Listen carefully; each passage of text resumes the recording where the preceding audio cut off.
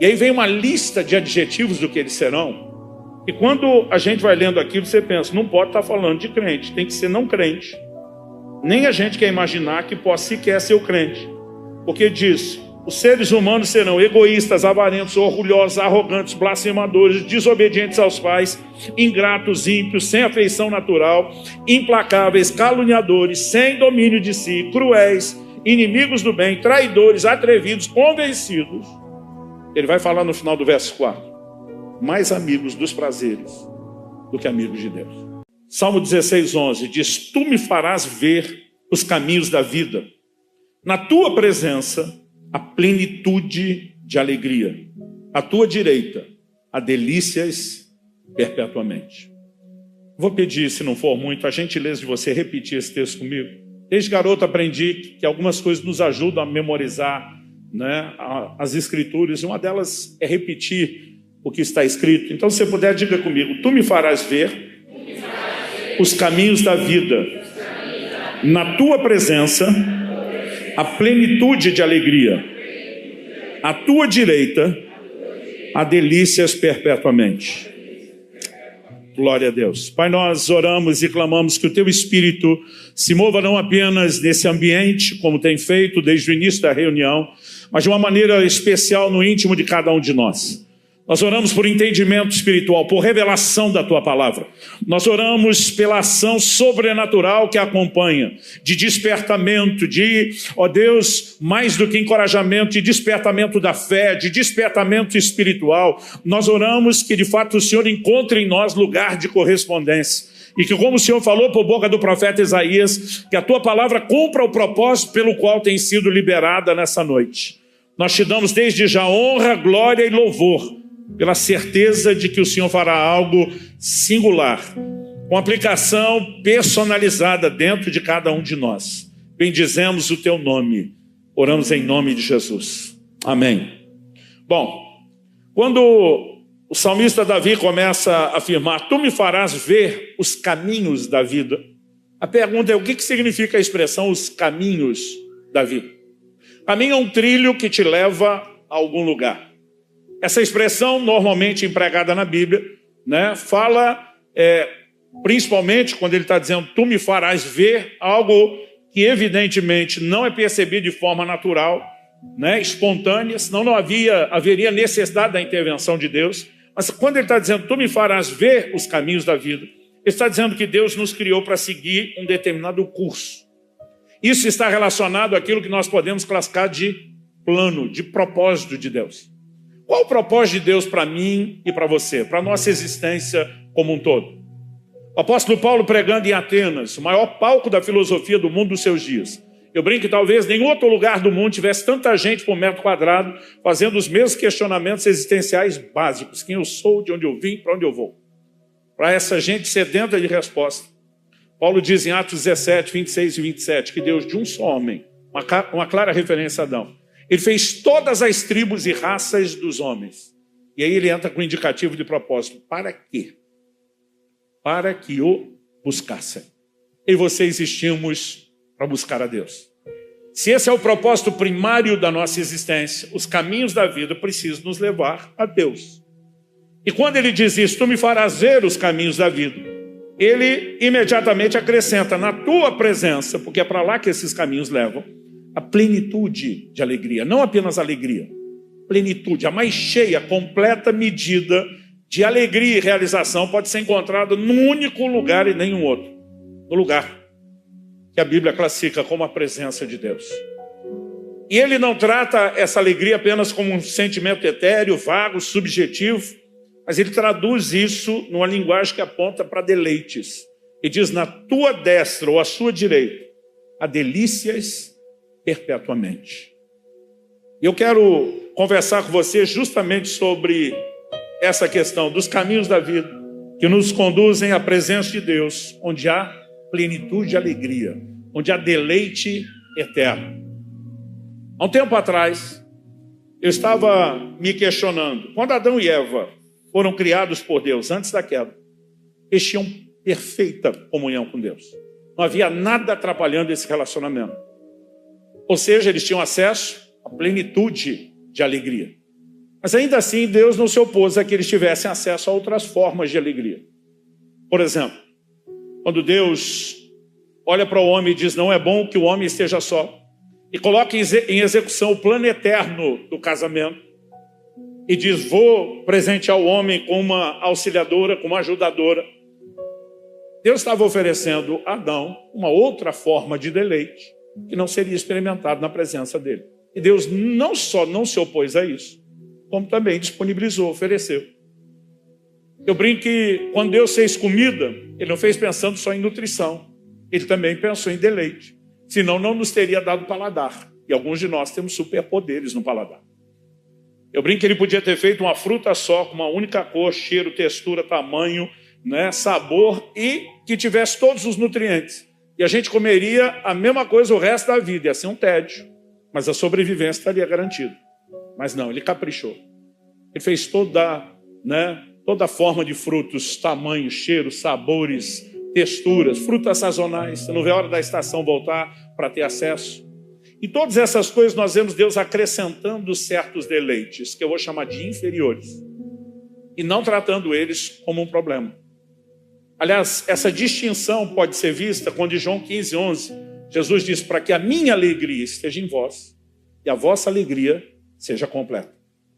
Quando ele fala minha alegria, vossa alegria, ele está falando de pelo menos dois tipos. Ele diz, mas sem a minha, a sua nunca vai ser completa. Quando ele fala minha alegria, ele está falando de algo que nós podemos classificar como espiritual. Quando ele diz vossa alegria, nós podemos classificar como natural. Alegrias naturais não são necessariamente prejudiciais e nem necessariamente precisam ser concorrentes com a espiritual. Mas o mesmo Deus que permitiu que o homem tivesse na sua presença uma alegria completa e outras formas de deleites inferiores, também estabeleceu limites. E disse, não cruzem essa linha, porque no dia que vocês cruzarem, vocês não vão encontrar preenchimento e vão desconectar do único lugar onde há plena alegria. Infelizmente, nós conhecemos a história bíblica. O primeiro casal fez a escolha errada e nós pagamos a conta até hoje. Romanos 5:12 resume isso dizendo, por meio de um só homem entrou o pecado no mundo, através do pecado a morte, e a morte passou para todos os homens. Não foram apenas eles que perderam a conexão com a plenitude e alegria, mas isso nos foi transmitido.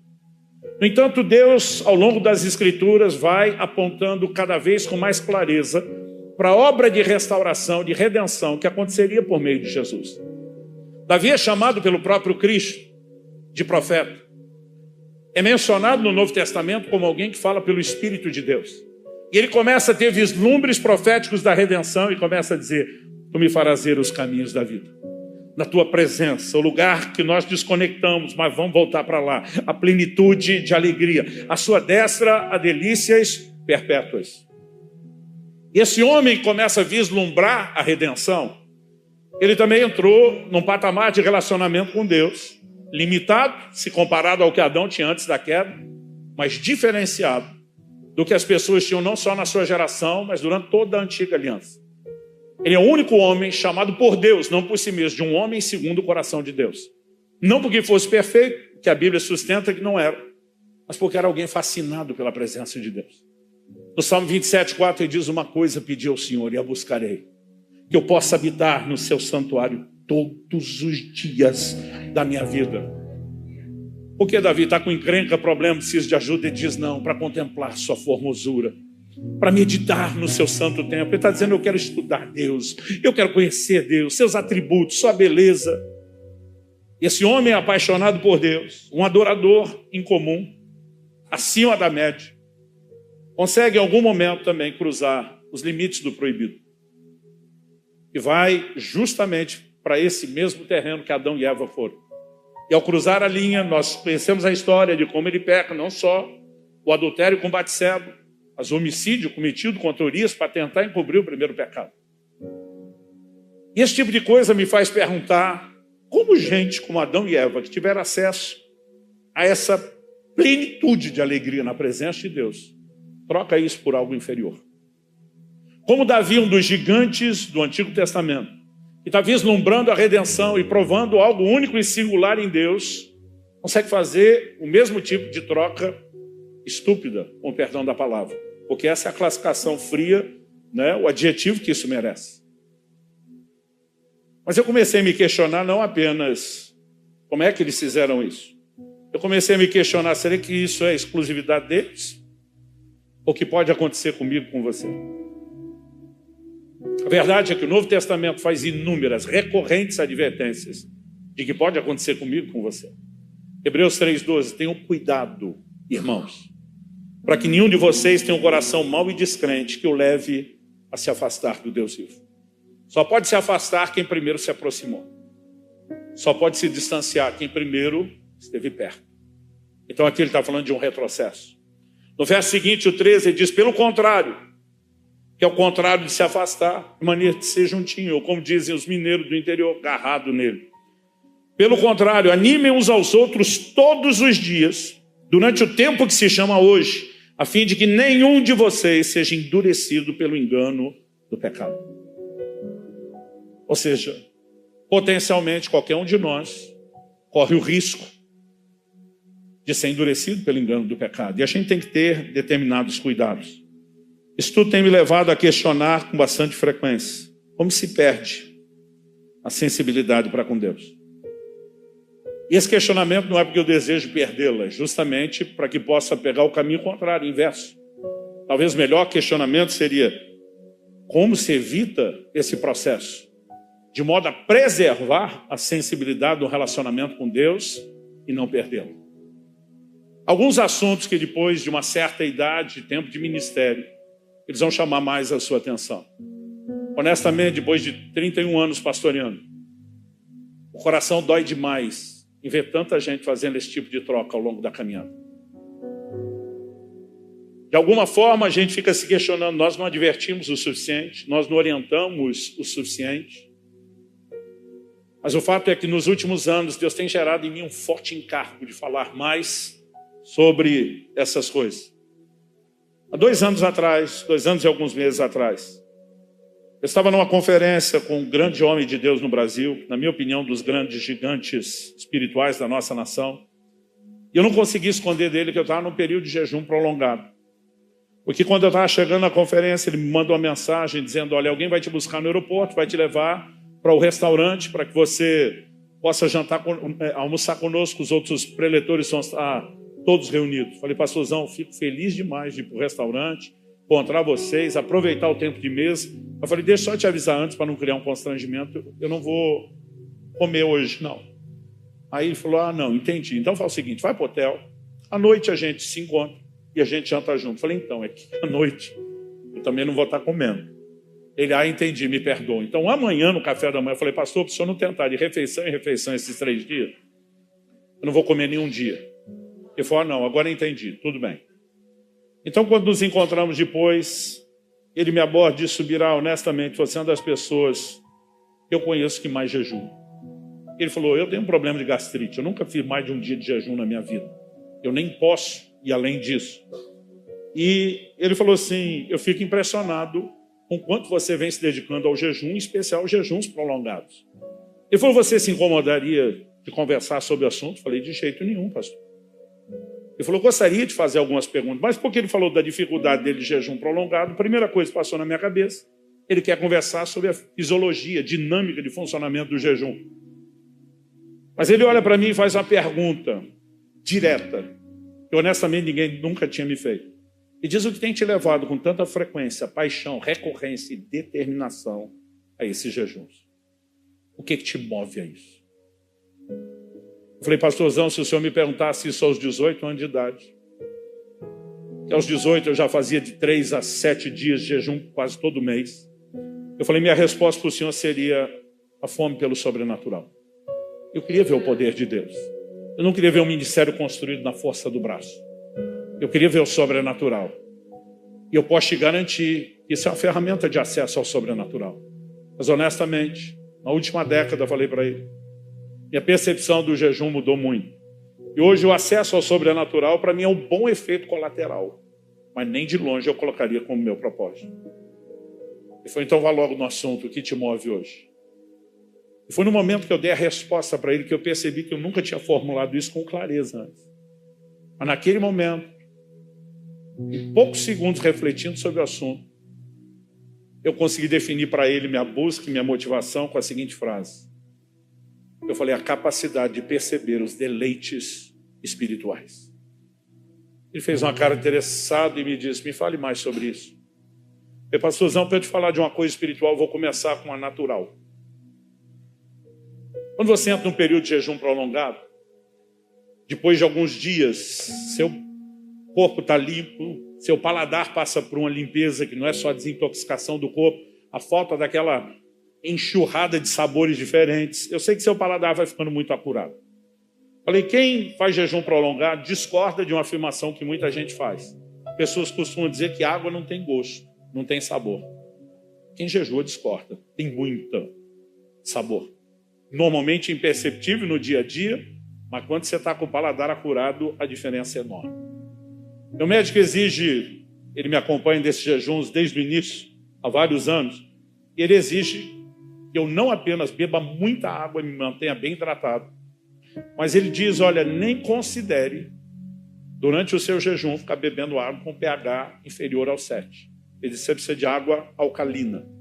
Então, a gente tem que controlar a quantidade de água que bebe e também a qualidade da água.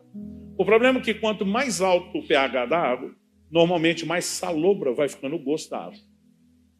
A nossa cidade, no estado lá onde eu moro, no Brasil, nós temos uma água que o pH é 10. Mas sim, você toma em jejum, é terrível. O gosto fica muito salobro. Agora, quando a água não tem o gosto ruim, normalmente a qualidade não é boa.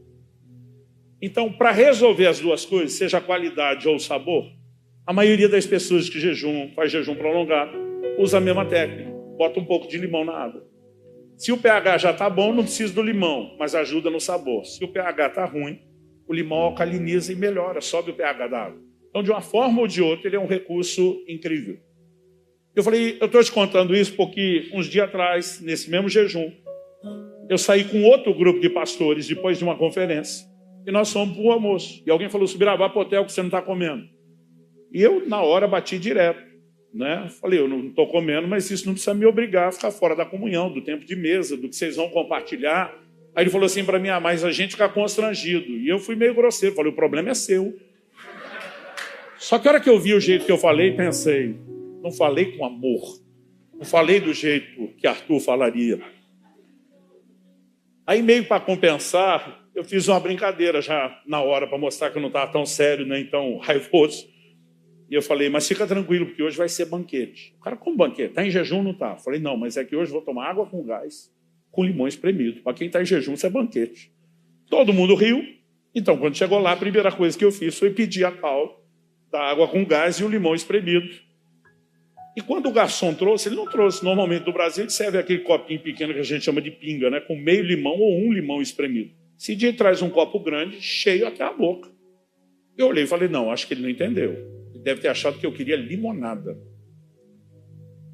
E aí, antes de reclamar, eu provei. Quando eu provei, dei um golinho só.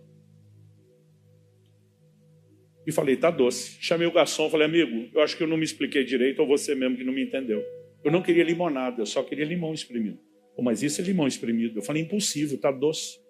Ele olha para mim e diz, impossível, digo eu, que viu o cozinheiro espremendo só limão aí. Eu pensei, será que eu tô doido? Eu pego o copo e provo a segunda vez. Quando eu provei a segunda vez, falei, tá doce. Ele não pode. Passou na minha frente, curioso, toma o copo da minha mão para fazer o tira-teima e prova ele. Quando ele prova, ele fala uma cara de azedo. Ele diz, pelo amor de Deus, subirá. Não tem nada de doce aqui. Aí eu pensei, eu tô doido mesmo. Peguei o copo de volta, provei a terceira vez. Eu falei, tá doce. Ele achou que o doido era ele, tomou da minha mão, provou a segunda. Foi cara de azedo de novo. Todo mundo na mesa ficou curioso com aquela disparidade da reação de cada um. E todo mundo quis provar. E todo mundo foi cara de azedo. Eu quase fiquei sem limão de tanta gente que provou.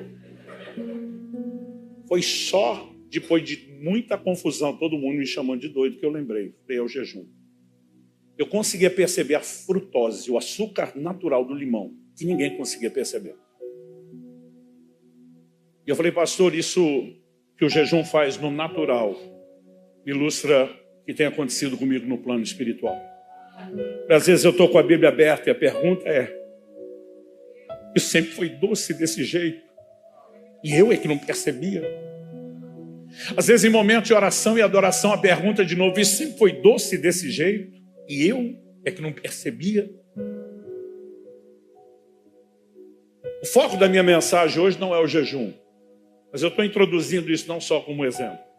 Intencionalmente eu estou preparando um retorno a esse assunto depois. Mas antes de mexer no assunto, eu quero trabalhar rapidamente com você alguns princípios. A primeira verdade que eu quero ir direto nela é que quem não valoriza não busca. Você pode repetir isso comigo? Diga: quem não valoriza não busca. Em Mateus 6:21, Jesus diz: porque onde estiver o seu tesouro, aí estará também o seu coração. Quando ele está falando do tesouro, ele não está falando de tesouro literal. Porque se por um lado ele diz para não juntar tesouro na terra, ele está falando do literal, por outro ele manda juntar nos céus. E diz: onde estiver o seu tesouro, sua percepção de valor, aí também estará o seu coração. Quando alguém atribui valor a algo, ele determina não só um alvo a ser alcançado, mas um trilho que te permite se mover na direção do alvo. E isso também se torna uma espécie de força motriz que te empurra no trilho em direção ao alvo.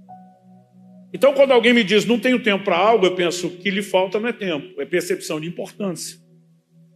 Porque quando alguém entende que algo é importante, ele vai arrumar tempo para aquilo. Então, não importa se estamos falando de coisas espirituais ou naturais. E eu comecei a perceber que isso, na verdade, eu gosto de ler a Bíblia procurando padrões. E eu comecei a perceber ao longo de toda a Escritura que isso é parte de um padrão. Se alguém não valoriza, não vai buscar. E não é só isso. Se há algo que a gente possa chamar de moeda de acesso no reino de Deus, ela é justamente o interesse. Eu sei que a expressão moeda de acesso dói o ouvido de muita gente. Porque a gente pensa: tudo que Deus oferece é pela graça e se acessa por fé. Mas eu não estou falando de compra, nem de barganha, nem de negociação. Deus usa a figura da negociação para ilustrar interação. Então ele está dizendo: você me oferece algo para que eu possa te devolver outra coisa. Ele não está falando de merecimento, mas ele está falando de interação. E quando você olha para a própria graça, não dá para olhar para isso de maneira diferente. Romanos 5:2 diz que pela fé nós temos acesso à graça. Como que você entra nos depósitos da graça para experimentar o que Deus tem? Você tem que entrar com fé. Sempre haverá uma interação do que o homem oferece para aquilo que ele pode receber de Deus. E isso não tem a ver necessariamente com mérito, como quando falamos de fé e graça não tem. Mas o próprio Jesus usa essa linguagem. Escrevendo ao anjo da igreja de Laodiceia, ele diz: aconselho-te que de mim compres ouro refinado pelo fogo, vestes brancas para que te vista, colírio a fim de ungir os teus olhos. Ele está dizendo: compra de mim. Compra como? Evidentemente, ele não está dizendo que ninguém ia pagar com dinheiro. Mas está dizendo que você tem que oferecer alguma coisa. Como é que a gente compra dele? Isaías 55, verso 1. A Escritura diz assim: todos vocês têm sede, venham às águas. E vocês que não têm dinheiro, venham, comprem e comam. Sim, venham e comprem, sem dinheiro e sem preço, vinho e leite. Como é que se compra sem dinheiro e sem preço? Deus está dizendo: a moeda de troca não é dinheiro literal, mas você tem que oferecer algo. O que a gente tem que oferecer? E diz: vocês têm sede, venham às águas. Vocês tenham fome, venham comprar alimento. Sede e fome são usadas de forma alegórica, mas as duas encarnam o mesmo princípio: interesse. Isaías 44:3: derramarei água sobre o sedento. Por que é que Deus vai dar água para o sedento? Para quem tem sede. Porque é a pessoa que vai aproveitar a água, que não vai desperdiçar a água. Porque é quem valoriza a água. O que está por trás é sempre o elemento do interesse. A minha ideia não é ser exaustivo, mas isso é um padrão ao longo de toda a Bíblia. Um dia desse alguém me perguntou: pastor, me ajuda a entender algo que me deixa bolado. Falei: vamos tentar. O quê? Ele falou assim: Jacó trollar o irmão na hora da fome e querer negociar o direito de primogenitura. Eu entendo essas paradas entre irmãos. Mas como é que Jacó conseguiu a façanha de fazer com que os céus autenticassem o ato da compra da bênção? Porque uma coisa é os dois ali, um trolando o outro, e a outra é Deus entrar na história e validar e autenticar a transação. Eu olhei para ele e falei: a Bíblia não diz que os céus autenticaram o ato de compra de Jacó. Como não? Ele virou herdeiro. Eu falei: ele virou herdeiro, mas a Bíblia não diz que os céus autenticaram a compra. A única coisa que a Bíblia diz em Gênesis repete em Hebreus: é que Esaú desprezou o direito de primogenitura. Os céus autenticaram a falta de interesse de Esaú. Jacó era o próximo na linha de sucessão, depois que o primeiro despreza. O fato de ele ter se tornado o herdeiro não foi selado necessariamente pelo ato de compra. Porque se fosse qualquer outro que não era da linhagem de Abraão, não poderia ter comprado coisa alguma. Então o que nós precisamos entender é que há um padrão. Quem valoriza não só busca, mas tem acesso. Quem não valoriza, perde o acesso. Não foi o que Jesus disse? Não deis aos cães o que é santo, e nem lancem pérolas aos porcos. Ele está dizendo, não adianta você dar algo de valor para quem não valoriza o que você está oferecendo. Agora a pergunta é, o Deus coerente nos mandaria fazer algo que ele primeiro não faz? Se ele mandou a gente não dar pérola para os porcos, não vamos acreditar que ele dá? Não dá não. Então quem não valoriza, não busca e não acessa. O primeiro ponto é que a gente vai precisar mudar nossa percepção de valor em relação a Deus e as coisas de Deus. Mas a segunda pergunta que eu quero fazer, ou o segundo tópico que eu quero fazer como pergunta, introduzir, é o que me impede de valorizar mais a Deus. Porque se quem não valoriza não busca, e nós estamos falando de buscar e de conseguir ter resultado, então o que é que está nos impedindo, me impedindo ou te impedindo de valorizar mais?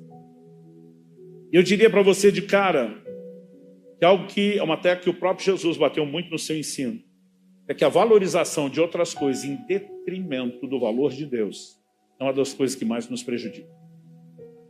Então Jesus, depois em Mateus 6:21, onde está o seu tesouro, aí estará também o seu coração. Em Mateus 6:24, logo na sequência, ele diz, ninguém pode servir a dois senhores, porque ou irá odiar um e amar o outro, ou irá se dedicar a um e desprezar o outro. Então ele diz, vocês não podem servir a Deus e as riquezas. Aqui ele está falando quando alguma coisa começa a ter um valor que se torna concorrente com o valor de Deus, o perigo de valorizar aquilo em detrimento do valor que damos a Deus é enorme. E aí eu e você vamos ter que entender algo. Quando a gente pega essa mesma lógica e vai entrar naquilo que a Bíblia apresenta como concorrência à intimidade com Deus, ela não vai falar só do pecado, e nenhum de nós vai discutir que é um inimigo direto. Existem outras coisas que nos distraem e que roubam a percepção de valor, sem necessariamente nos fazer quebrar mandamentos diretos de Deus. E uma dessas coisas é o anseio pelos deleites. Segunda carta de Paulo a Timóteo, no capítulo 3, ele começa a dizer, nos últimos dias sobrevirão tempos difíceis. A maioria lê isso e acha que está falando das circunstâncias. Mas, gente, hoje nós temos uma qualidade de vida muito melhor do que na época de Paulo. Mesmo quem diz que está faltando, não tem noção do nível de abundância que nós vivemos comparado com o que eles tinham. Tecnologia, conforto, saúde, educação, informação, tudo que você imaginar, a nossa vida está melhor que a deles. Ah, pastor, mas tem guerra, naquela época também tinha. Só que hoje nós temos recursos, desde a área da saúde e higiene, que eles não tinham. Né? Questões climáticas, eles já tinham que lidar com terremotos, com pragas, com pestes, a diferença. Hoje a gente tem acesso a formas de abrigo e solução que eles não tinham. Numa ampla perspectiva que você possa dizer que a qualidade, a parte do lado de fora de vida piorou. Passou a Bíblia está errada? Não. A nossa leitura está errada. Quando a Bíblia diz, nos últimos dias sobrevirão tempos difíceis, no verso seguinte a Bíblia diz assim, pois os homens serão. E aí você vai ver que a dificuldade não está nas circunstâncias, está no comportamento do homem. E aí vem uma lista de adjetivos do que eles serão, e quando a gente vai lendo aquilo, você pensa, não pode estar falando de crente, tem que ser não crente. Nem a gente quer imaginar que possa sequer ser o crente. Porque diz, os seres humanos serão egoístas, avarentos, orgulhosos, arrogantes, blasfemadores, desobedientes aos pais, ingratos, ímpios, sem afeição natural, implacáveis, caluniadores, sem domínio de si, cruéis, inimigos do bem, traidores, atrevidos, convencidos. Ele vai falar no final do verso 4. Mais amigos dos prazeres do que amigos de Deus. Aqui é evidente que ele não está falando do ímpio. Apesar de toda a lista de adjetivos sugerir isso para muitos de nós. Porque qualquer pessoa que ainda não se converteu, como diz Romanos 5, ela está na condição de inimizade para com Deus, não de amizade. É só quando, pelo sangue de Cristo, nós nos aproximamos e reconciliamos que podemos entrar no lugar de amizade. Então a pergunta a ser feita é: de quem a gente quer ser amigo? Consciente ou inconscientemente, de alguém que nos agrada. Não em tudo, mas tem que mais agradar do que desagradar. Há 30 anos atrás, aproximadamente, estava no início do meu ministério pastoral. Eu lembro de um irmão que um dia vem reclamar comigo. Eu já estava cansado do tanto que ele reclamava de tudo e de todos. Mas aquele dia ele fez logo uma das coisas que eu mais detesto: comparação. E a minha filosofia de vida naquela época era: a verdade doa a quem doer. Então eu praticava muito honesticídio. É um misto de homicídio ou suicídio em nome da honestidade, né? Então era esse o padrão. Eu lembro que esse irmão me aborda no final de um culto e diz: pastor, eu tenho que me queixar de algo com o senhor. Eu pensei: mais uma, lá vamos nós. Ele disse: eu tento o tempo todo ser seu amigo e o senhor não me deixa entrar. Toda hora o senhor me corta, me bloqueia, me barra. E ele entrou no que eu odeio, a comparação. Fulano não faz nada, é seu amigo. A hora que eu vi, já estava saindo da minha boca. Eu falei: já te ocorreu que o fulano é legal? Aí ele me olha: como é que é? Eu falei: não, você não entendeu, eu desenho. O fulano é agradável, é por isso que eu quero estar com ele. Ele falou: o que o senhor está insinuando? Eu falei: eu não estou insinuando, estou sendo o mais direto possível. Mas eu te explico melhor: você é um mala, sem alça. Você é intragável, ninguém quer ficar perto de você. Você vive reclamando de todo mundo. Hoje chegou minha vez. O tempo todo você fala que ninguém quer ser seu amigo. Já te ocorreu que em vez do mundo inteiro estar errado e você ser o único certo, pode ser o contrário? Que o errado seja você, porque todo mundo se dá bem com todo mundo nessa igreja. O único elemento comum quando fala de quem não dá bem é tu. E a hora que eu vi, ele estava implodindo na minha frente.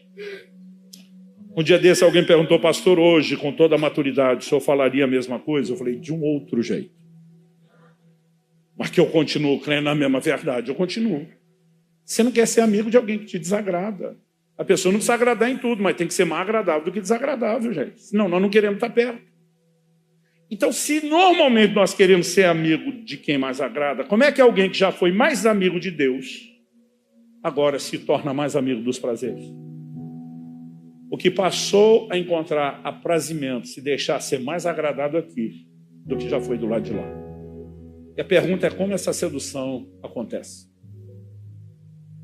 A valorização de outras coisas. Outro dia alguém falou: não, pastor, isso aí não pode. Tem que ser o não crente por essas características. Eu falei: o não crente é escravo dos prazeres, não amigo. Aliás, é o que Tito 3,3 fala da nossa condição antes da conversão. Pois nós também, no passado, éramos insensatos, obedientes, desgarrados, escravos de todo tipo de paixão e prazeres. Eu falei: o ímpio é escravo. O crente às vezes deixa de ser amigo de Deus para ser amigo dos prazeres. Eu lembro de uma ocasião que eu vi um certo pregador dizendo: pecado não oferece nenhum tipo de prazer. Eu pensei: se não oferecesse, ninguém pecava. Só que Hebreus 11:25 fala dos prazeres transitórios do pecado. O problema é que é um prazer que dura pouco. Como a gente diz lá no sul do Brasil, é muita manchete para pouca notícia. É muita propaganda para entregar algo que não compensa, que não é satisfatório, porque não dura e não vale a pena no final das contas. Mas eu não estou falando nem necessariamente dos prazeres transitórios. Estou falando de crentes que estão concentrando foco em prazeres lícitos. Porque, como eu disse desde o início lá no Éden, Deus nos deu acesso a certos prazeres. E diz: eu quero que vocês desfrutem disso. Então, a gente não pode simplesmente classificá-los de errado. Mas errado, muitas vezes, é o valor que nós estamos atribuindo a certas coisas. E quando nós valorizamos mais certas coisas do que o próprio Deus, nós vamos ter problema. Outro dia um irmão falou para mim: pastor, está lendo Tiago 4:1? E ele pergunta: de onde procedem as guerras e brigas que há entre vocês? De onde? Se não dos prazeres que estão em conflito dentro de vocês. Eu falei: pastor, eu estou confuso. O prazer não gera conflito. O prazer gera realização. Eu falei: gera realização quando alcança, filho. Quando você só almeja e não tem, conflito. Conflito consigo mesmo, conflito com os outros, que ele está falando de guerras e brigas, conflitos com Deus, que não está dando tudo que eu queria. O anseio por determinados tipos de prazeres, mesmo que lícitos, pode nos colocar numa rota de colisão interna externa, mas na horizontal e até na vertical com Deus. Então, se isso não é devidamente dosado, pode se tornar extremamente problemático. Mas a pergunta principal é o que me ajuda a valorizar Deus. Então, se o que me impede de valorizar Deus é a valorização de outras coisas em detrimento do valor de Deus, é só a gente aplicar a lógica inversa. A valorização de Deus em detrimento das outras coisas é a solução. Uau, pastor Luciano. Que bom que alguém, depois de 2000 anos de evangelho, encontrou a resposta. Não encontrei nada, todo mundo sabe disso. É por isso que todo ano novo você começa prometendo para Deus: esse ano eu vou orar mais, esse ano eu vou ler mais a Bíblia, esse ano eu vou me comprometer mais com Deus e a igreja. Tem uns que prometem até jejuar. A questão é que nós precisamos de mais do que mero assentimento mental.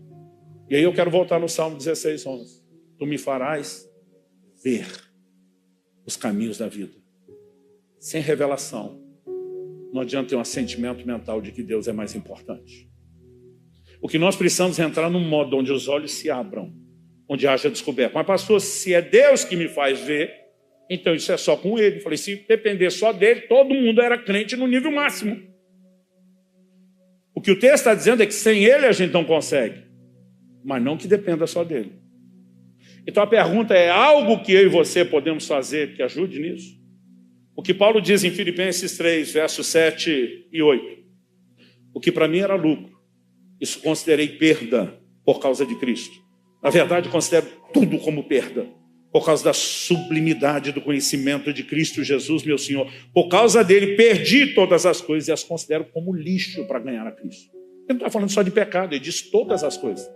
Então aqui entra inclusive coisas boas. Agora, o que ele está dizendo? O que para mim era lucro, eu tinha percepção de ganho, algumas traduções dizem o que para mim era ganho, isso eu considerei perda. Ele está usando uma linguagem que normalmente nós usamos para falar de coisas materiais, financeiras, monetárias. Mas é evidente que ele não está falando disso. Ele está dizendo o que para mim tinha valor, importância, desvalorizou. Perdeu valor. Perdeu valor por quê? Por causa da sublimidade do conhecimento de Cristo Jesus, nosso Senhor. A palavra traduzida aqui, sublimidade, em outras traduções, excelência, em outras, suprema grandeza. A palavra abrangente no significado original, no grego antigo koiné. Hiperus. Hiperus fala daquilo que se sobressai, daquilo que destaca. Ela enfatiza proeminência. Particularmente, eu não creio que ele está falando da proeminência do conhecimento. Eu acredito que Paulo está falando do conhecimento daquele que é proeminente, daquele que se destaca. Quando a gente entra nesse lugar de revelação, de percepção de importância de Deus, não só a percepção de valor dele aumenta, mas daquilo que concorre com ele, despenca e diminui do outro lado. A pergunta é: sem Deus a gente não consegue, mas há algo que eu e você podemos fazer para cooperar com Deus e acessar isso que Deus disponibiliza? Porque sem Ele jamais veremos os caminhos da vida. Mas como podemos acessar o que Ele disponibiliza? Algo que eu e você intencionalmente podemos e devemos fazer, e eu te garanto que sim. E apesar de eu não poder dizer que isso tudo se limita a uma única coisa, a uma ferramenta que a igreja precisa redescobrir. Quando Jesus está sendo tentado por Satanás no deserto, e o diabo diz para ele: transforma essas pedras em pães. A Bíblia diz que ao final de 40 dias de jejum, Jesus teve fome. Gente, isso é fome real. O que eu e você sentimos quando pulamos 1, 2 refeições, no começo de um jejum, não é bem fome. Isso é um desconforto, porque seu corpo está habituado a receber doses, quantidades de energia em horários específicos. Ele vai cobrar aquele hábito que você deu a ele.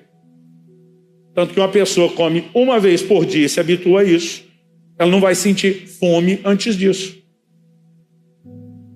Qual é a energia que movimenta seu corpo? Basicamente, a gente pode chamá-la de glicose, que vem de um grupo alimentar que hoje em dia nós chamamos de carboidrato.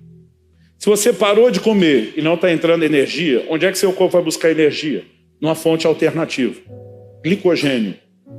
Armazenado nos músculos, mas principalmente no fígado. O que é o glicogênio? Glicose que você ingeriu, numa quantidade maior do que o seu corpo queimou, ela vira reserva de glicogênio. Só que essa reserva é pequena. Em 2, no máximo 3 dias ela acaba. A maioria das pessoas vai durar 3 dias. Se você continuar não comendo, onde seu corpo vai buscar energia? As reservas de gordura. O que são as reservas de gordura? Glicose que você ingeriu. Mais do que seu corpo conseguia consumir. Uma quantidade maior do que ele podia armazenar como glicogênio, vira reserva de gordura. Na ausência da glicose ou glicogênio, o corpo vai pegar a reserva de gordura e vai fazer o processo inverso. Assim como inicialmente ele transformou glicose em gordura, ele agora vai transformar a gordura em energia que o seu corpo precisa. Esse processo é chamado pelos médicos de cetose. Então já ouviu falar da dieta cetogênica? Acho que aqui chamam de keto, né? Você intencionalmente não comendo glicose ou carboidrato, você produz o mesmo efeito que o seu corpo teria em jejum, queima de gordura. Quando a queima de gordura começa, a pessoa deixa de ter fome, porque ela troca o alimento externo por um interno. Então quando a gente fala de jejum, eu não sei você, mas quando eu lia que Jesus jejuou 40 dias, eu pensava, só porque era Jesus. Porque eu com 2 dias eu estava quase morrendo, eu pensava, imagina com 40. O que a maioria das pessoas não sabe é que o sofrimento dos 3 dias começa com a desintoxicação do corpo, que não seria tão complicado se você tivesse uma dieta mais saudável. Ou se você pelo menos se preparasse e desintoxicasse antes, não seria tão sofrido. E além desse sofrimento, você também tem a fome durante 3 dias. Mas depois que seu corpo entrou em cetose, você não tem mais fome. A vontade de comer para alguns pode ser perseverante e durar 5 dias. Tem gente que fala até de 7. Mas muito dificilmente, mesmo a vontade vai continuar, porque você tem um senso de saciedade. Então, quando a Bíblia diz que Jesus teve fome só no final dos 40, o que é que isso significa? Que as reservas de gordura do corpo dele se acabaram. Gente, isso é o início do processo de inanição, de consumo de tecido vivo. Isso é fome no mais desesperador nível que você pode imaginar, porque vai ativar o mais básico instinto do ser humano de sobrevivência. Então, por bem menos do que esse, Esaú vendeu o direito de primogenitura. Você imagina o nível de vulnerabilidade. Agora Jesus está no extremo da fome, que eu duvido que alguém aqui tenha chegado lá. E o diabo diz, o diabo não tentou Jesus a quebrar o jejum, já tinha terminado o jejum.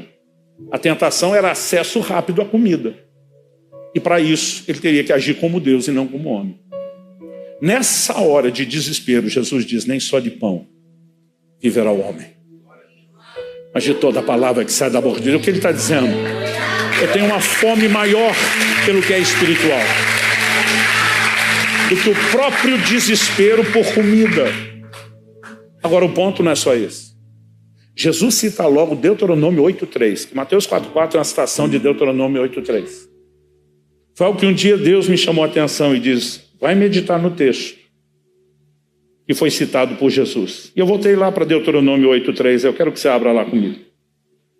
E ali você lê o seguinte, Deus por meio de Moisés diz, ele humilhou vocês, ele os deixou passar fome, ele os sustentou com maná que vocês não conheciam e que nem os pais de vocês conheciam, para que vocês compreendessem que o ser humano não viverá só de pão, mas de tudo que procede da boca do Senhor. Para que? Indicativo de propósito. Para que vocês compreendessem. Para poder compreender que o homem não vive só de pão, Deus usou uma didática. Qual a didática? Ele humilhou vocês. Ele os deixou passar fome. Para abrir um poder de compreensão que sem fome e humilhação vocês não teriam. Quando você olha o Antigo Testamento, a palavra jejum ela não é comum. Existia um jejum compulsório, uma vez por ano, dia da expiação. Você vai ler isso lá em Levítico 16. Só que o verbo jejuar não aparece lá. Deus diz, nesse dia vocês afligirão as vossas almas. A gente sabe que não era mero sentimento, porque Deus diz, aquele que não aflige a alma será exterminado do povo. Então como é que você sabe o que a pessoa está sentindo? E depois, encontrando uma menção em Jeremias e outra no livro de Atos, que você vê que tanto Jeremias como a menção de Atos se refere ao dia da expiação como o dia do jejum. E aí você tem a interpretação de que aflige a alma é jejuar. O dia um falou para mim, não gosto de jejuar, pastor. Eu falei, por que não? Ele falou, não, porque eu não me sinto assim, alegre, feliz. Eu falei, a ideia é essa. É afligir sua alma. Que está empolgada com outros brinquedinhos, a ponto de não conseguir ter percepção para algo maior e melhor. Outro dia um falou, não gosto de jejuar porque eu sinto fome. Eu falei, é mesmo? Eu falei, eu nem vou discutir com você o que é fome de verdade, mas mesmo que não seja aquela que Jesus sentiu, é um desconforto. Agora a pergunta é, qual o poder didático que essa fome e a humilhação da alma pode ter? Eu mencionei no início aquela história do limão no jejum. Alguns dias depois da história do limão, eu estava em outra refeição com outro grupo de pastores. E um deles, quando terminou o almoço, pegou a sobremesa, uma salada de frutas. Aqui o limão está doce, você imagina as outras frutas? Só que eu olho para aquela criatura abrindo uma lata de leite condensado e virando em cima da salada de fruta. E aquilo foi me dando um desespero, uma agonia. Eu queria voar por cima da mesa no pescoço dele e gritar com ele. Você não precisa disso, a fruta já é doce. Mas eu lembrei que quando eu, como ele, consumia açúcar, eu não sentia mais o doce da fruta. Eu lembrei que sem a desintoxicação que ele precisava passar, ele jamais entenderia o que eu estava falando. E eu só me contive e falei, deixa para lá.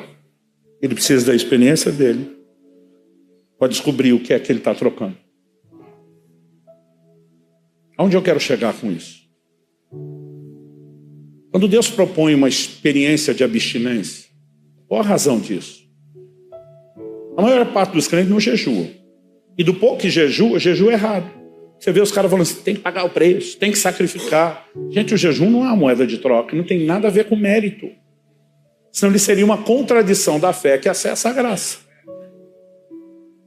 Então qual é o papel do jejum? Um efeito didático.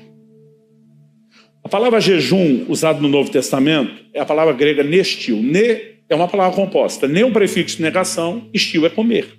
Então jejum, em essência, significa não comer. Mas na nossa cultura, não importa a língua, estão falando agora do português, do espanhol, do inglês, jejum virou sinônimo de qualquer tipo de abstinência. Então você está lendo uma reportagem esportiva e o jornalista diz lá que certo determinado time está em jejum de títulos. O meu ficou uns 10 anos até recentemente. Ou você lê que um certo atacante está em jejum de gols, que virou sinônimo de qualquer tipo de abstinência. E aí é comum você ouvir o crente falar assim, estou jejuando rede social. Eu não estou dizendo que não possa. Há outras formas de abstinência que não sejam só alimentar, sim. Mas elas deveriam ser complementares e não substitutas do jejum de alimento. Não tem nada que vai mexer tanto na sua estrutura, seja de sentimento da sua alma, ou requerendo de você domínio próprio, como o jejum. Mas a prática do jejum, ela vai te dar um poder de compreensão. Qual o poder de compreensão? Para que compreendessem que nem só de pão viverá o homem, mas de toda a palavra que sai da boca de Deus. Então preste atenção, em 1 Coríntios 7, Paulo fala de uma outra forma de abstinência. Ele está conversando sobre a intimidade física dos casados, marido e mulher. E ele diz no verso 5, não se privem um ao outro, não se neguem um ao outro. Ele está dizendo que nessa área o casal cristão tem que ter avivamento também, basicamente é isso. Mas ele vai dar uma única exceção, pelo qual o casal pode dar uma pausa nesse tipo de avivamento. Ele diz, a não ser que os dois, de comum acordo, isso é importante, resolvam se dedicar à oração. O que significa se dedicar à oração? E quando o casal vai em avivamento não pode orar? Não. Ele está dizendo que aqui você está no modo mediano. Mas ele diz que quem entrar nas águas profundas, dá uma pausa no leite condensado. Para resgatar a percepção do doce da fruta.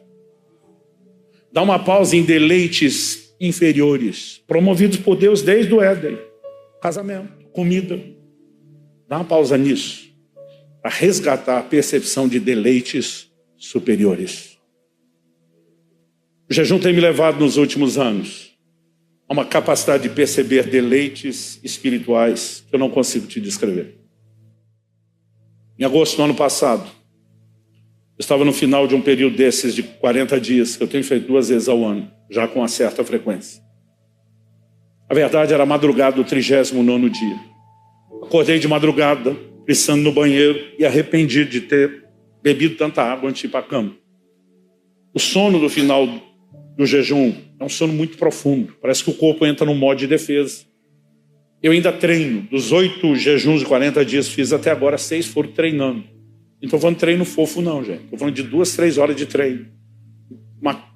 Um consumo calórico vai de 3.500 a 4.500 calorias por dia, até o último dia do jejum. Então, o corpo ele começa a pedir sono e o sono é profundo, é uma delícia. Os últimos dias do jejum, dormir, para mim é uma coisa maravilhosa, eu não consigo descrever. Só que eu treinei tarde no dia anterior, bebi muita água. Na hora que fui para campo, pensei, não devia ter bebido tão tarde. Na hora que eu acordo no meio da noite, estando no banheiro, me bate o arrependimento. Falei, tomara que levantar não me acorde. Eu não queria perder aquele sono. Então eu fui ao banheiro, e na hora de voltar eu percebo que nada tinha tirado aquele meu sono. Pelo contrário, pela primeira vez na vida, eu já estava com 50 anos de idade, eu tenho uma preocupação que eu nunca tive antes. Será que existe algum perigo de eu dormir em pé enquanto eu volto andando para a cama? Porque eu parecia assim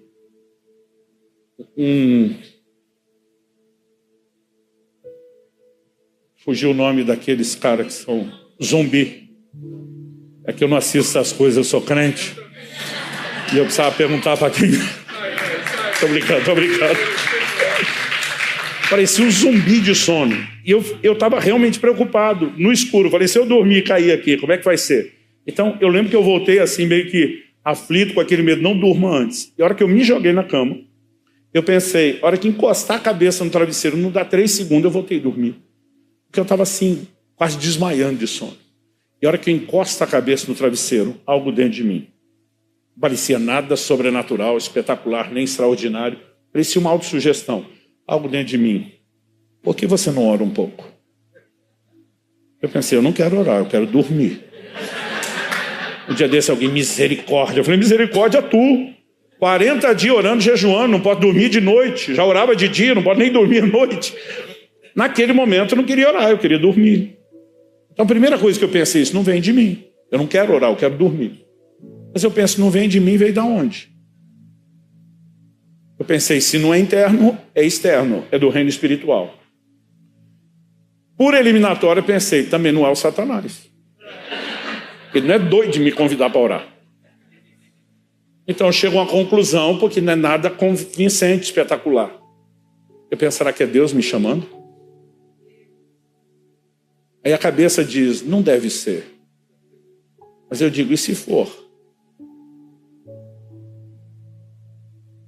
Se eu for orar e não for Deus chamando, o máximo que eu vou perder é um deleite inferior. O sono está maravilhoso. Mas se eu não atender e for Ele chamando, o que eu vou perder é um deleite superior. Friamente, quase dopado de sono na cama, eu fico pensando, digo, eu prefiro arriscar e atender. E eu me disponho a orar. Eu não sei se já foi para a vigília e ficou do lado de um crente que está tentando orar, mas ele está sendo vencido pelo sono. Gente, é a coisa mais engraçada e assustadora ao mesmo tempo. Eu lembro uma vez eu do lado de um, ele orando, falou, ô Senhor, que Deus te abençoe. Eu, o quê? Eu falei, o quê? Ele olha para mim e diz, o quê? O quê? Ele nem lembrava o que ele tinha falado. Mas eu estava num modo parecido, minha cabeça assim confusa de sono. Aí a hora que eu fui começar a orar, eu comecei assim, Senhor, eu quero te agradecer por mais um jejum que está terminando. Eu mesmo penso, o que é que eu estou falando? Eu estou agradecendo que Ele me sustentou ou que aleluia vai terminar finalmente? Eu já me senti mal do jeito que eu comecei. Mas porque eu toquei no assunto de jejum, eu lembrei. Kelly, minha esposa, meus 2 filhos, Israel e Liz, decidiram me acompanhar nesse jejum de julho para agosto do ano passado. E todos os 3 decidiram encarar os 40 dias comigo. Eu penso, meu Deus, já não é comum ter 2 jejuando 40 dias, mas uma família inteira. Talvez deve ser algo histórico. Mas eu me lembro que além deles, boa parte dos pastores e líderes estavam me acompanhando e a maioria deles fechou os 40 dias. Alguns fizeram 21, outros 30, mas a maioria fechou os 40 dias. Eu na hora falei para Deus, eu nem chamei ninguém. E nessa hora mudou tudo. Porque agora que eu falei, eu nem chamei ninguém, eu ouvi o Senhor falar comigo. Quem chamou fui eu. Pela primeira vez eu paro e digo, há um chamado para esse tipo de coisa? Mas quando ele disse quem chamou fui eu, foi como se alguém lá no céu apertasse o botão que ativa o modo glória. A glória de Deus encheu aquele quarto de uma maneira que eu não consigo te explicar. Uma das melhores experiências da minha vida.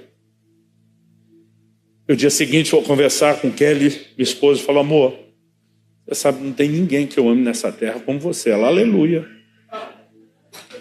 Eu falei: mas você sabe que você sempre perdeu para Jesus. Ela, aleluia. Eu falei: mas ontem tu perdeu feio, mulher. Mas você ficou longe, pequenininha, você quase sumiu, desapareceu. Olhou para mim e falou: o que aconteceu ontem? Eu falei: Deus entrou no quarto. Ela falou: para isso agora, chama o Israel. Meu filho estava morando na frente de casa na época. Eu chamei ele e falei: filho, aconteceu algo que envolve você e sua mãe. Quando eu comecei a história, eu falei que Deus chamou, ele falou: pai, para, liga para a Alice, que ela está jejuando com a gente, ela tem que ouvir isso. E eu liguei para a Alice, falei: filha, você tem um minutinho? Tenho, pai. Falei: estou contando algo para sua mãe e seu irmão que queriam te incluir. Falei: Deus entrou no meu quarto. Ela falou: pai do céu, você ouviu Deus? Falei: graças a Deus que não. Ela surpreendeu: como graças a Deus que não? Falei: filha, não dá para explicar como algo tão prazeroso e sublime pode ser tão assombroso ao mesmo tempo. A percepção da grandeza dele. Falei: eu fechei meus olhos com força. Ela falou: mas estava escuro. Eu falei: mas ele é luz? Eu falei: eu não só fechei meus olhos, eu cobri os meus olhos com as mãos. Eu me joguei daquela cama no chão, com a cara no chão, ainda cobrindo os meus olhos. Mas não era um medo ruim. Mas era um temor. Ela falou: mas o senhor sentia o lado que ele estava? Eu falei: esse é o ponto, filha. Ele não estava de um lado ou outro. Ele estava em toda parte. Não dá para explicar isso. Ele estava à direita, à esquerda, à frente, atrás, cima, embaixo, dentro, fora. Não tem jeito de explicar isso. Essa percepção não só da grandeza. Parece que aquela glória atravessava a matéria. Meu corpo parecia uma peneira na frente da luz. Mas aquilo enchia tudo. Eu nunca senti tanto prazer, tanto deleite na minha vida. Aquela alegria que parecia que explodia. Não existe o que defina isso. Eu ri e chorava ao mesmo tempo. De repente eu começo a me lembrar de Davi. Na tua presença, a plenitude de alegria. A sua destra, a delícias perpétuas. Mas não adianta só saber disso. Se não entender tu me farás ver os caminhos da vida. E eu descobri que um dos propósitos primários do jejum está relacionado a essa conexão. Durante anos, eu pregava propósitos do jejum no plural. Em janeiro de 2022, Deus me disse: você está equivocado. Sua lista de propósitos é enorme. E o principal você perdeu de vista. Eu falei: mas eu tirei tudo isso da Bíblia. Ele disse: tirou. Mas tudo que você conseguiu enxergar foram os propósitos secundários. Há um propósito primário e todos os secundários convergem nele.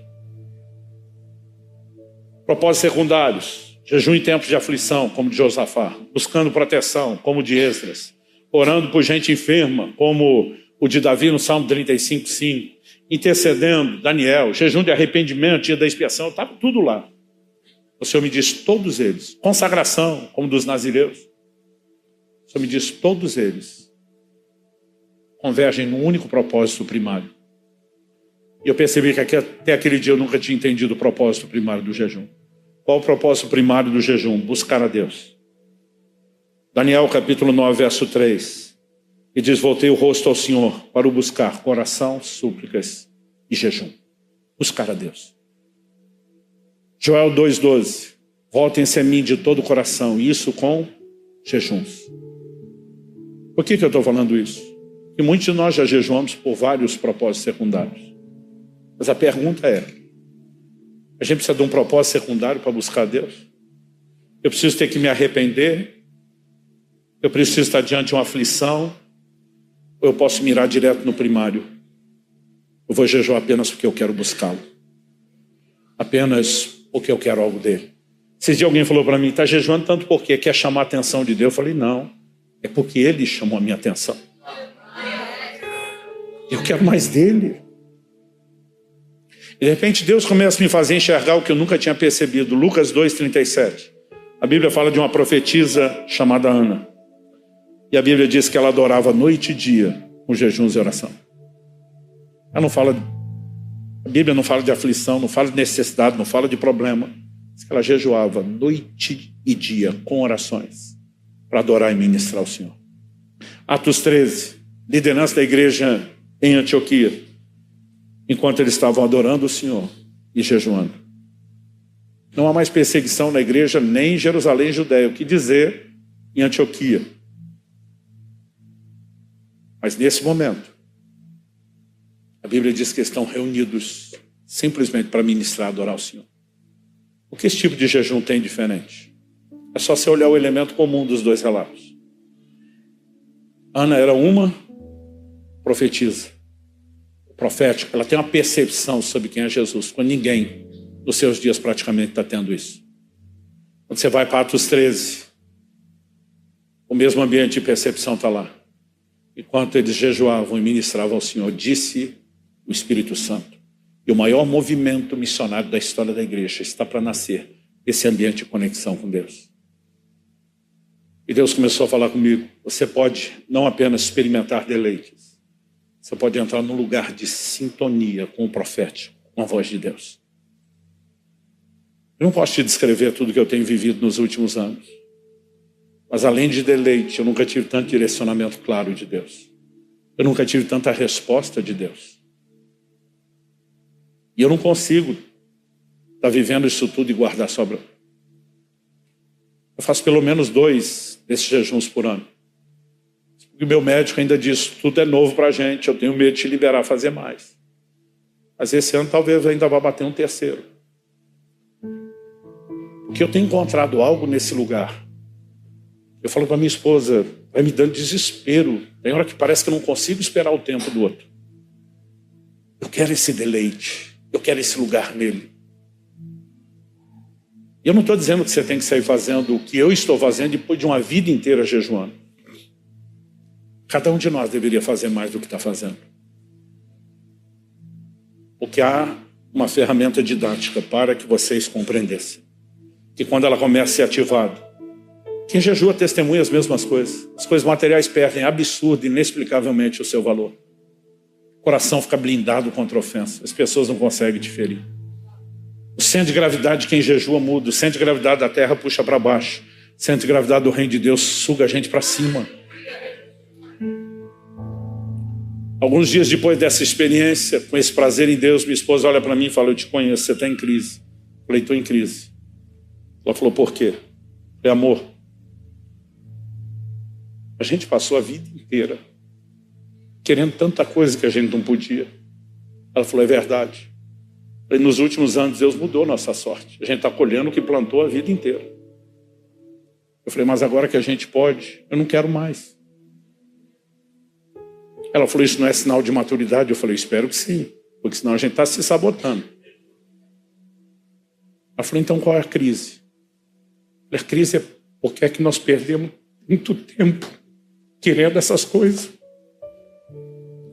Quando a maior fonte de realização estava conosco o tempo todo. Porque nós passamos tanto tempo distraído, ansiando, almejando, querendo isso. E usufruindo pouco que estava ali. Que hoje que nós usufruímos melhor, a gente olha porque a gente quis tanto tempo e diz, a gente nunca precisou disso. Estou convencido, talvez não haja nada tão poderoso para nos colocar de volta no eixo do relacionamento com Deus e da intimidade com Deus, uma prática regular, frequente, recorrente de jejum. Eu não vim te apontar o dedo nem jogar pedra em você, eu não quero colocar um peso sobre ninguém. Eu quero apenas abrir e ventilar, mais do que um assunto, mais do que uma doutrina, o que eu creio ser um chamado de Deus para o nosso tempo. Não há lugar na história que algum avivamento tenha chegado, que não foi precedido por despertamento, e o jejum sempre esteve lá para gerar o despertamento. Que Deus nos ajude a entender e a corresponder com Ele. Você recebe essa palavra em nome de Jesus? Vamos ficar em pé para parecer que está acabando?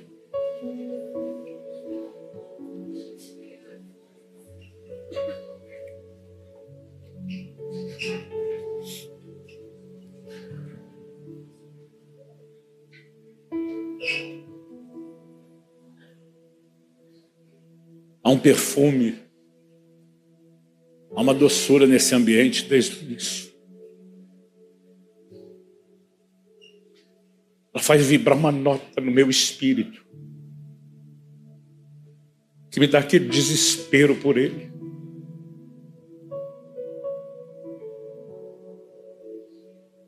Que me faz questionar no meio da reunião se eu preciso mesmo levantar e pregar. Será que eu posso vazar para um quartinho? Eu não queria que a gente, por protocolo, terminasse correndo. Não significa que isso necessariamente tenha que ser longo. Mas alguns de nós estamos precisando acordar. Você tem se esforçado para buscar Deus, mas isso virou um peso e Deus nunca quis que fosse assim. Ele quer resgatar em mim e você uma paixão e um anseio por Ele. E a gente vai brigar com o resto, para que nada nos atrapalhe. Eu queria que, enquanto os músicos ministram, você não cantasse com eles, mesmo conhecendo a canção. Eu queria que você, por alguns instantes, apenas dissesse: Senhor, eu preciso pegar o caminho de volta da intimidade. Ou talvez você possa dizer: pastor, estou vivendo meu melhor momento, mas a boa notícia é que dá para melhorar. Tem espaço para melhorar. Eu não posso dizer para você que eu não vivi algo especial ao longo da minha vida. Você fica olhando para trás e dizendo: eu queria ter descoberto essa intensidade lá atrás, lá no início. Deus tem mais para mim e para você. Vamos deixar que por um instante a presença dele nos envolva, que o nosso coração se renda.